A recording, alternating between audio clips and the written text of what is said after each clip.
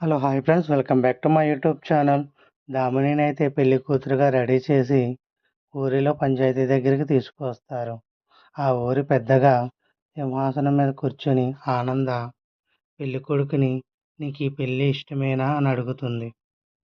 పెళ్ళికొడుకైతే "నాకు ఇష్టమే" అని చెప్తాడు. ఆ వెంటనే దామినిని "ఈ పెళ్లి నీకు ఇష్టమేనా?" అని అడుగుతుంది. ఆనంద ప్రశ్నకు దామిని అయితే మౌనంగా ఉంటుంది.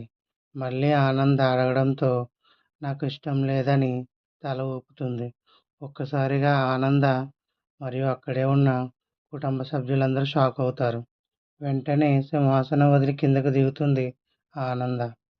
అక్కడే ఉన్న ఒక పెద్ద మనిషి లేచి నీకు ఈ పెళ్లి కొడుకు అంటే ఇష్టం లేదా అని దామినిని అడుగుతాడు. దామిని అయితే లేదు అని చెప్తుంది. ఆ పెద్ద మనిషి అయితే పెళ్లి పేరుతో అబ్బాయిని పిలిచి ఇలా అవమానించడం చాలా తప్పు అని అంటాడు. ఆ తప్పుకు శిక్షగా 10 కొరడా దెబ్బలు మరియు పెళ్ళికొడుకు పాదరక్షలు నెత్తి మీద పెట్టుకోవాలని ఆ పెద్ద మనిషి అంటాడు. దానికైతే ఆనంద సరే అని ఒప్పుకుంటుంది. ఒప్పుకుంటూనే పెళ్ళికొడుకు పాదరక్షలు తల మీద పెట్టుకుంటుండగా పక్కనే ఉన్న దర్శన్ అమ్మ వద్దు అని బాధపడుతూ ఉంటాడు. అనన్య అయితే అత్తయ్య వద్దు అని ఎంత చెప్పినా ఆనంద్ ఆ పాదరక్షలను తీసుకుంటుంది. దామిని అయితే పెళ్లి చేసుకుంటుందో లేదో రానున్న ఎపిసోడ్లో తెలుసుకుందాం. Thank you for watching. Please subscribe my channel.